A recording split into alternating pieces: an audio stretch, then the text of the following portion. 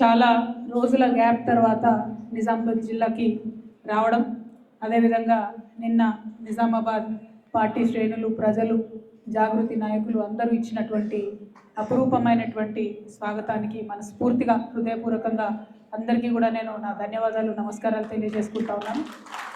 సొంత గడ్డకు వస్తే చక్కటి ఎంకరేజ్మెంట్ ఇచ్చి మీరు ముందుకెళ్ళండి అనేటటువంటి ధైర్యాన్ని ఇచ్చినటువంటి అందరికీ కూడా శిరస్సు వంచి నా నమస్కారాలు తెలియజేస్తూ ఉన్నాను. మరి ఇవాళ మన జిల్లా ఉమ్మడి నిజామాబాద్ జిల్లా పరిస్థితి చూస్తే కొంతమంది నాయకులు వెళ్ళిపోవడం జరిగింది, పార్టీని వీడి కొంతమంది నాయకులు ఓడిపోవడం జరిగింది. కానీ ప్రజలు ఇవాళ సంవత్సర కాలం లోపలనే మరి ఎందుకు చేస్తాంరా ఇట్లా అనేటటువంటి ఆలోచన ప్రజల్లో ఉన్నది. వెళ్ళిపోయినటువంటి నాయకులు కూడా మేము ఎందుకు వెళ్ళిపోతామా అనేటటువంటి బాధ కూడా మనం చూస్తూ ఉన్నాం. ఆ చిన్న నాయకులు కావచ్చు, పెద్ద నాయకులు కావచ్చు.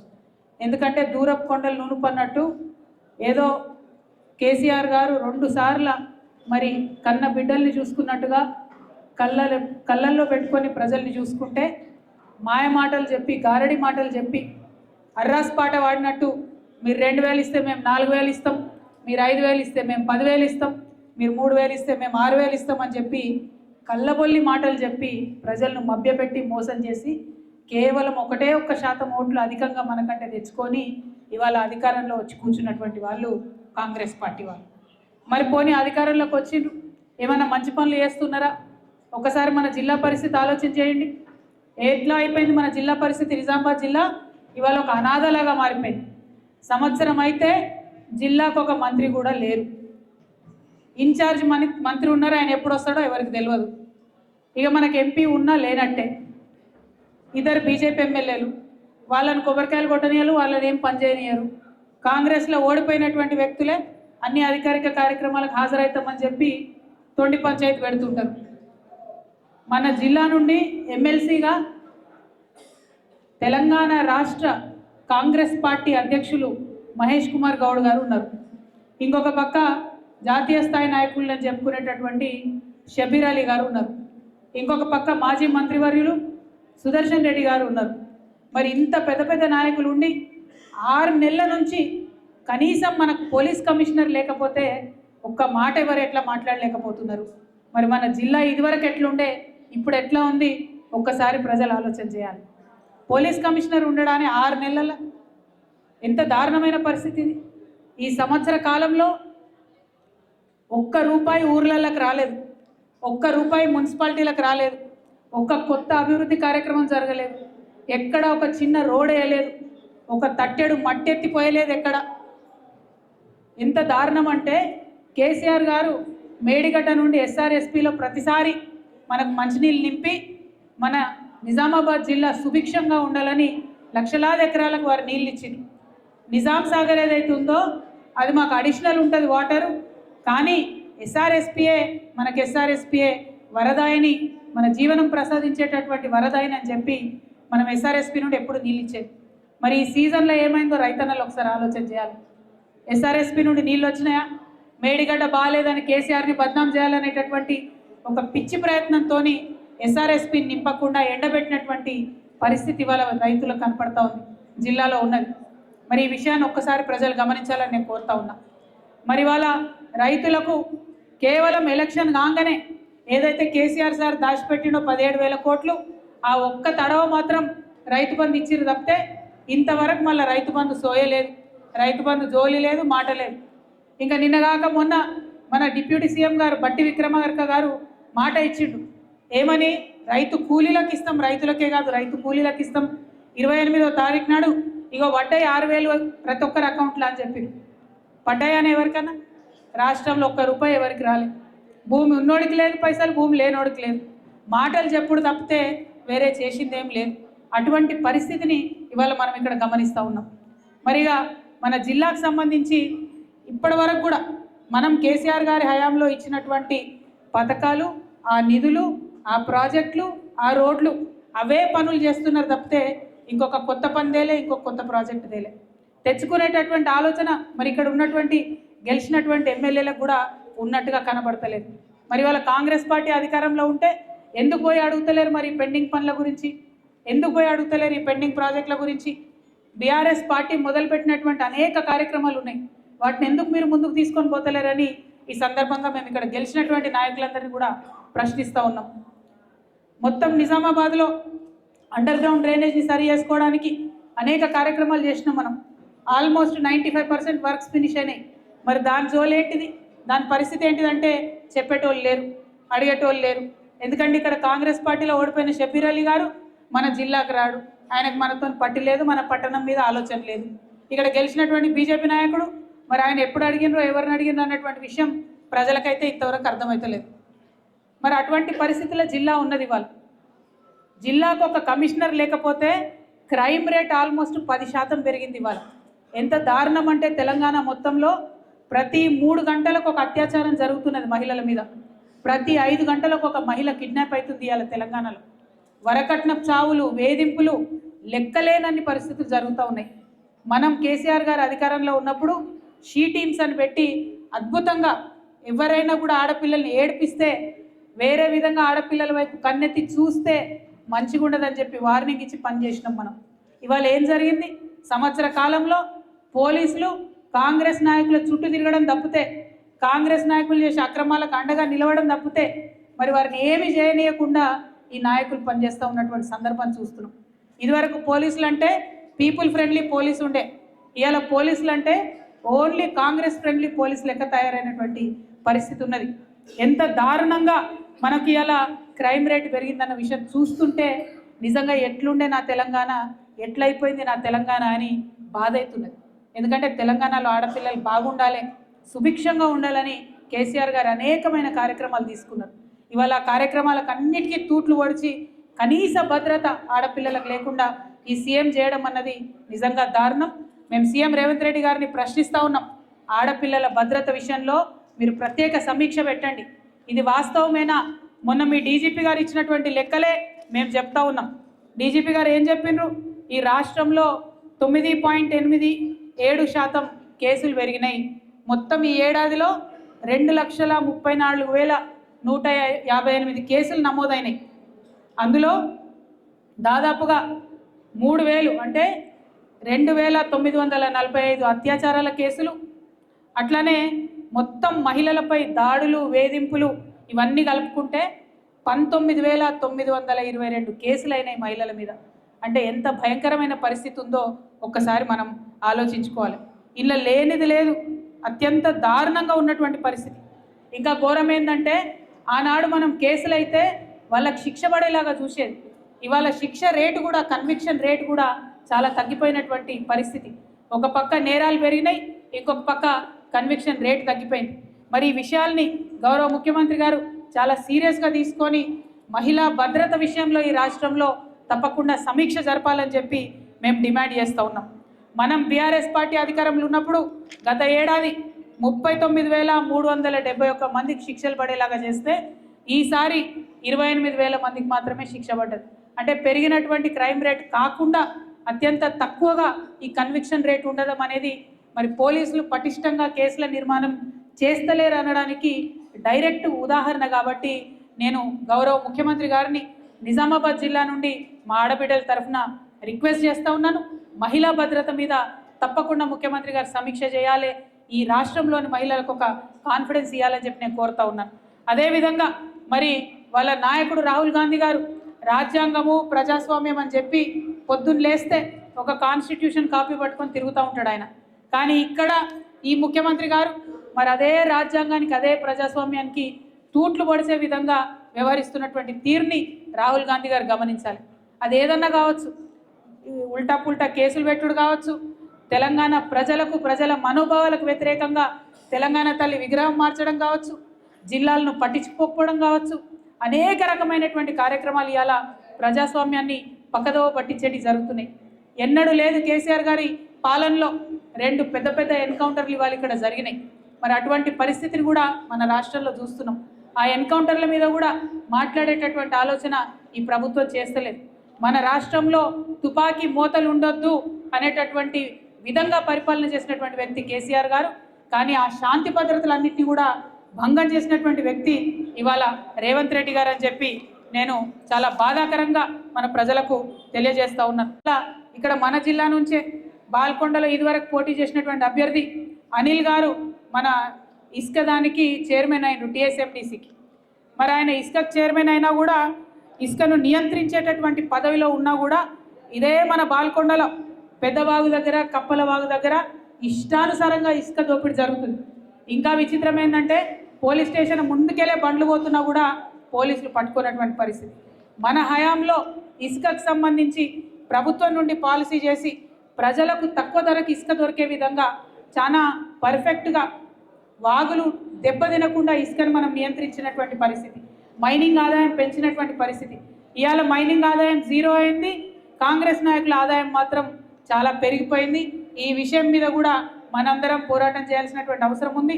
మీడియా మిత్రులు నేను ప్రత్యేకించి కోరుతా ఉన్నా, మన జలవనరులు దెబ్బతినేటటువంటి ఇసుక దోపిడీని అడ్డుకునే విధంగా మనందరం కూడా ప్రయత్నం చేద్దాం. ప్రతిపక్షంగా మా పక్షాన మీడియా నిలవాలని కూడా ఈ సందర్భంగా నేను కోరుతా ఉన్నాను. ఒక పక్క ఇసుక అయితే ఇంకొక పక్క గుట్కా, ఇబ్బడి మొబ్బడిగా అతి దారుణంగా మరి ఈ గుట్కా దందా కూడా చేట్రేగిపోతూ ఉంది మన జిల్లాలో.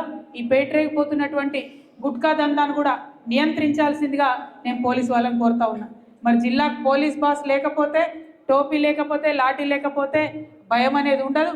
ఇప్పటికన్నా త్వరితగతిన మా జిల్లాకి పోలీస్ కమిషనర్ని మరి తీసుకొని రావాలని చెప్పి అధికారంలో ఉన్నటువంటి పెద్ద నాయకులు ఉన్న జిల్లా కాబట్టి మహేష్ కుమార్ గౌడ్ గారిని, సుదర్శన్ రెడ్డి గారిని, షబీర్ అలీ గారిని నేను ప్రత్యేకంగా కోరుతా ఉన్నాను. అదేవిధంగా మీకు తెలుసు మన రైతులకు సంబంధించి రుణమాఫీ చేసినాం 100% రుణమాఫీ చేసినామని కాంగ్రెస్ వాళ్ళు చెప్తా ఉన్నారు. నేను ఇవాళ ఒక లెక్క చెప్పదలుచుకున్న, దయచేసి మీడియా మిత్రులు నోట్ చేసుకోవాలి. టీఆర్ఎస్ పార్టీ గతంలో ఉమ్మడి జిల్లా కామారెడ్డి, నిజామాబాద్ కలిపి 3,79,000 మందికి రుణమాఫీ చేసినాం. ఇలా కాంగ్రెస్ ప్రభుత్వం కేవలం 2 లక్షల మందికి రుణమాఫీ చేసి రుణమాఫీ మొత్తం చేసినామని చెప్తున్నటువంటి పరిస్థితి. నిజామాబాద్ జిల్లాలో ఇంకా 1,02,000 మందికి రుణమాఫీ కాలేదు. కామారెడ్డి జిల్లాలో ఇంకా 75,000 మందికి రుణమాఫీ కాలేదు. కాబట్టి ఖచ్చితంగా ఈ రుణమాఫీని తొందరగా ప్రభుత్వం పూర్తి చేయాలని కూడా మేము డిమాండ్ చేస్తూ ఉన్నాం. అట్లానే తెలంగాణ యూనివర్సిటీకి వైస్ ఛాన్సలర్ వేసిండ్రు, కానీ ఈ సంవత్సర కాలంలో ఒక్కటంటే ఒక్క రూపాయి కూడా తెలంగాణ యూనివర్సిటీకి ఇవ్వలేదు. కాబట్టి తెలంగాణ యూనివర్సిటీకి తక్షణమే నిధులు రిలీజ్ చేయాలి. అక్కడ ఉద్యోగులు లేనటువంటి పరిస్థితి ఉన్నది, బోధించేటటువంటి సిబ్బంది లేనటువంటి పరిస్థితి ఉన్నది. కాబట్టి అడ్మిషన్స్ కూడా డ్రాప్ అయినాయి తెలంగాణ యూనివర్సిటీలో. కాబట్టి దీని మీద తక్షణమే ప్రభుత్వ పెద్దలు దృష్టి పెట్టాలని కూడా మేము తెలియజేస్తూ ఉన్నాం. అదేవిధంగా నిజాం షుగర్ ఫ్యాక్టరీ సెప్టెంబర్ 17వ తారీఖు లోపల నేను తీపిస్తా దీన్ని అని చెప్పి కలెక్టరేట్కి వచ్చి మరి గౌరవ ముఖ్యమంత్రి గారు మనకు ఎంపీ ఎన్నికల సందర్భంలో మాట ఇవ్వడం జరిగింది. కానీ ఇంతవరకు కమిటీల మీద కమిటీ వేసి కాలయాపన చేస్తున్నారు తప్పితే ఇంతవరకు నిజాం షుగర్ ఫ్యాక్టరీ మీద మాట్లాడినటువంటి పాపన పోలేదు. నిన్న కూడా అక్కడ పబ్లిక్ హియరింగ్ జరిగేది ఉండే, మరి ఎందుకోసం మళ్ళీ వాయిదా వేసుకున్నారో తెలియదు. కాబట్టి మరి రైతుల పక్షాన్ని ఆలోచన చేసి మీరు ఇచ్చినటువంటి వాగ్దానాన్ని నిలబెట్టుకోవాలని ప్రభుత్వాన్ని నేను కోరుతా ఉన్నాను. అట్లానే మన జిల్లాలో కాళేశ్వరం 22, 21, 22 ప్యాకేజీలు ఉంటాయి. వాటికి సంబంధించి మరి చాలా దుష్ప్రచారం చేసింది. కాళేశ్వరం ఎందుకు పనికిరాదు, కొట్టుకపోయింది కాళేశ్వరం అని చెప్పి మాట్లాడింది. కానీ ఇవాళ ఇదే 21, 22లో బిల్లులు మాత్రం మొత్తం కాంట్రాక్టర్లకు ఇచ్చిండ్రు, పనులు మాత్రం ఎక్కడ కూడా జరుగుతలేవు. కాబట్టి త్వరితగతిన ఈ కాళేశ్వరం ప్యాకేజ్ 21, 22 పనులన్నీ కూడా చేయాలని చెప్పి నేను ఈ ప్రభుత్వాన్ని డిమాండ్ చేస్తూ ఉన్నాను. అట్లనే రైతన్నలందరూ కూడా చూసిండ్రు, మనం అంతకుముందు ధరణి అనేటటువంటి చట్టాన్ని తెచ్చుకున్నాం. దాంతో ఏం చేస్తుండే, మనం ఒక్కసారి రైతుది భూమి అని తెలిస్తే ఆ భూమి మనం బీరువాలేసి తాళం వేసుకున్నట్టే మంచిగా భద్రంగా రైతు పేరు మీద ఉండే. కానీ ఇప్పుడు కాంగ్రెస్ పార్టీ వచ్చి మళ్ళీ ఆ చట్టాన్ని మార్చింది. ఏం చేస్తారట, మళ్ళా ఈ భూమి ఈ రైతుదని తెలిసిన తర్వాత కూడా ప్రతి సంవత్సరం మళ్ళా గ్రామాల్లో ఉండే రెవెన్యూ అధికారులు వస్తారు, ప్రతి సంవత్సరం ఈ భూమి నీదైనా కాదా అని చెప్పి మాట్లాడతారు, ప్రతి సంవత్సరం మళ్ళా కొత్త పహానీ రాస్తారు. అంటే మళ్ళా పాత సిస్టంలో సరికొత్తగా రైతులను మరి నరకయాతన పెట్టడానికి భూమాత అనేటటువంటి కొత్త చట్టాన్ని, భూభారతి అనే కొత్త చట్టాన్ని తీసుకొచ్చిండ్రు. కాబట్టి ఇవాళ నిజామాబాద్ నుంచి నేను ప్రభుత్వాన్ని డిమాండ్ చేస్తూ ఉన్నా, మీరు భూమాత పోర్టల్ని ఓపెన్ చేసే కన్నా ముందు, ఈ భూభారతి చట్టాన్ని మీద రీసర్వే చేసే కన్నా ముందు ఇప్పటి వరకు ఉన్నటువంటి భూములను మీరు వైట్ పేపర్ రిలీజ్ చేయాలి. ఏ గ్రామంలో ఏ రైతు పేరు మీద ఏ ప్యాకెట్ ఉంది, ఏ భూమి ఉందన్న విషయం మీరు బహిరంగంగా పంచాయతీలలో ప్రకటించాలి. మనం ఆనాడు సర్వే చేసినప్పుడు కూడా అన్ని గ్రామ పంచాయతీలలో రైతులకు ఉండేటటువంటి భూములను వేసి ప్రాపర్గా వేసి ఎవరికి వాళ్ళు ఓకే అన్న తర్వాతనే ధరణిలో ఎక్కించడం జరిగింది. ధరణిలో డిస్ప్యూట్ లేనటువంటి వాటిని మనం ఎక్కించలేదు, వాటిని పార్ట్ బిలో పెట్టుకున్నాం. స్వచ్ఛంగా కరెక్ట్ ఉన్నటువంటి పేర్లని కూడా ధరణిలో ఎక్కించాం. మరి ఇవాళ నేను అదే డిమాండ్ చేస్తున్నా, ఎందుకంటే కాంగ్రెస్ వాళ్ళ మీద మాకు నమ్మకం లేదు. ఇవాళ ఒకరి పేరు మీద ఉన్న భూమి మళ్ళీ మీరు రీసర్వే అని ఇంకోరి పేరు మీద రాయారన్న నమ్మకం రైతులకు లేదు, ప్రజలకు లేదు. కాబట్టి ఇప్పుడు ఉన్నటువంటి డీటెయిల్స్ అన్నీ కూడా ఒక వైట్ పేపర్ ఇవ్వాలని చెప్పి మేము డిమాండ్ చేస్తూ ఉన్నాం. అదేవిధంగా మరి మన జిల్లాలో మహేష్ కుమార్ గౌడ్ గారు ఆయన పిసిసి ప్రెసిడెంట్ అయి వచ్చినాక భరోసా ఇచ్చేటట్టు మాట్లాడతారేమో, మరి మన జిల్లాకు అభివృద్ధి తీసుకొస్తారేమో, నిధులు తెస్తారేమో, వరదలాగా నిధులు వస్తాయేమో, చాలా మొత్తం పార్టీ నాయకుడే మన జిల్లా నుంచి ఉన్నాడని అనుకున్నాం. కానీ వస్తానే ఏం మాట్లాడిండు, హైదరాబాద్లో హైడ్రా పెట్టినాం, నిజామాబాద్లో నిడ్రా పెడతాం. ఇక్కడ చిన్న చిన్న వ్యాపారాలు చేసుకునే రియల్ ఎస్టేట్ వ్యాపారులందరూ కూడా కంప్లీట్గా మునిగిపోయినటువంటి పరిస్థితి. పేద ప్రజలందరూ భయంతో ఉన్నటువంటి పరిస్థితి. నిజామాబాద్ చుట్టుముట్టు ఉన్నటువంటి వాళ్ళందరినీ నిడ్రా పేరు పెట్టి మళ్ళీ బుల్డోజర్లు పెట్టి కూలగొడతామని చెప్పి మహేష్ కుమార్ గౌడ్ గారు మాట్లాడినటువంటి పరిస్థితి. నేను ఇవాళ మహేష్ కుమార్ అన్నను ఒకటే రిక్వెస్ట్ చేస్తా ఉన్నా, అన్న మనం నిజామాబాద్ వాళ్ళం, మీరు మంచి పెద్ద పదవిలో ఉన్నారు, కాంగ్రెస్ పార్టీలో అత్యున్నతమైనటువంటి పదవిలో ఉన్నారు, కాబట్టి మీరు మన జిల్లాకు నిధులు తీసుకురండి, మన జిల్లా శాంతి భద్రతలను కాపాడే విధంగా తొందరగా పోలీస్ కమిషనర్ని తీసుకురండి. హైడ్రాతో అక్కడ హైదరాబాద్ ప్రజలు ఆగమైనరు, ఇక్కడికి నిడ్రా మాత్రం దయచేసి తీసుకొని రాకండి. పేద ప్రజలకు అవకాశం ఉన్న చోట తరలించండి, నదులను రక్షించండి. ఒక బాధ్యత కలిగినటువంటి ప్రతిపక్షంగా మేము మీకు సహకారం అందిస్తాం. కానీ వాళ్ళకి ఏ ఆధారం లేకుండా ప్రజల ఇంటి మీదకి మాత్రం బుల్డోజర్ తీసుకొని పోవద్దని మహేష్ కుమార్ గౌడ్ అన్న గారిని మేము రిక్వెస్ట్ చేస్తూ ఉన్నాం. అట్లనే మన జిల్లాకు తొందరగా మంత్రి వస్తే కనీసం 1-2 రూపాయలు వాళ్ళు ఇచ్చే నిధులు వస్తాయేమో అనేటటువంటి ఆలోచన కూడా ప్రజలందరిలో ఉంది. మరి అది ఎప్పుడు విస్తరణ అవుతుందో, ఎప్పుడు మన జిల్లాకు నిధులు వస్తాయో అర్థం కానటువంటి పరిస్థితి కూడా ఉంది. సో ఇవాళ నిజామాబాద్కి వచ్చి నిన్న ఇవాళ ఇక్కడ రైతుల్ని, ప్రజల్ని, విద్యార్థుల్ని అందరినీ కలిసిన తర్వాత వస్తున్నటువంటి కామన్ ఒపీనియన్ ఏంటంటే, ముఖ్యంగా మా ఆడబిడ్డలకు చెప్పినటువంటి 2500 రూపాయలు మహాలక్ష్మి ఎవరు కూడా వస్తలేదు. రేషన్ కార్డుల విషయం అసలే ఎవరు మాట్లాడతలేరు. ఇవాళ సంక్రాంతి వస్తుంది, సంక్రాంతి రాగానే రేషన్ కార్డులు తొందరగా ఇవ్వాలని, మా ఆడబిడ్డలకు 2500 ఇవ్వాలని, కళ్యాణ లక్ష్మితో పాటు తులం బంగారం ఇవ్వాలని, ఏదైతే ముస్లిం సోదరులకు షాదీ ముబారక్లో 1,60,000 ఇచ్చి మళ్ళా తులం బంగారం ఇస్తామని చెప్పినో అది ఇవ్వాలని, మా ఆడపిల్లలకు 18 ఏళ్ళు నిండిన వాళ్లకు స్కూటీలు ఇవ్వాలని, ఉద్యోగాలు ప్రకటన చేయాలని, ఉద్యోగులకు ఉన్నటువంటి పెండింగ్ డిఏలను, బకాయిలను రిలీజ్ చేయాలని, అన్నిటికన్నా ఎక్కువ రైతు భరోసా అత్యంత తొందరగా ఇవ్వాలని చెప్పి డిమాండ్ చేస్తూ ఉన్నాం. ఇవాళ ఎక్కడ చూసినా రైతులు చనిపోతే కేసీఆర్ గారు ఉన్నప్పుడు 5వ రోజుకి ఇంటికి 5 లక్షలు పోయేటటువంటి పరిస్థితి ఉండే. ఇవాళ నెల అవుతుంది, 2 నెలలు అవుతుంది, ఎంతోమంది రైతులకు మరి రానటువంటి పరిస్థితి.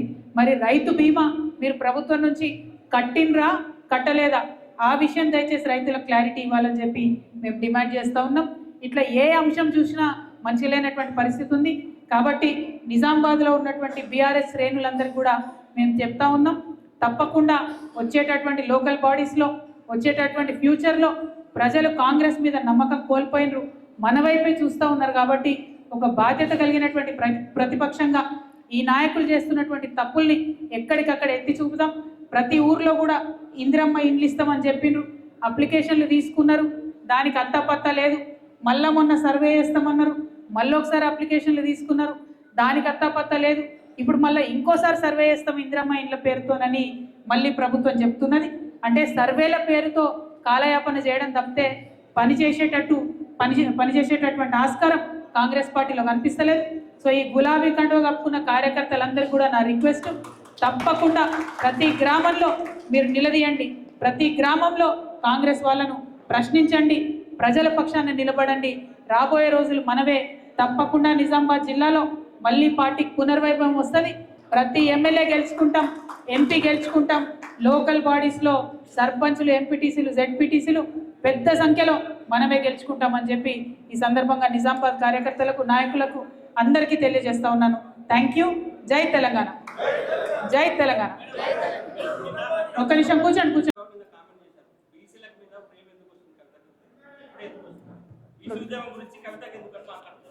రఘునందన్ రావు అంటే కాంగ్రెస్ ఎంపీ అని ఆయన.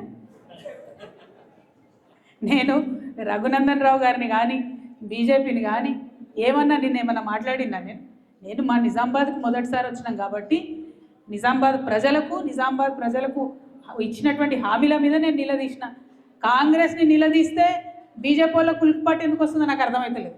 కాంగ్రెస్ నుంచి ఎవరు రిప్లై ఇచ్చిండ్రు అని ఆలోచించేటటువంటి లోపలనే బీజేపీ నుండి ఇద్దరు ముగ్గురు వచ్చి సీఎం గారికి రక్షణ గోడలాగా నిలబడుతున్నటువంటి పరిస్థితి చూస్తున్నాం.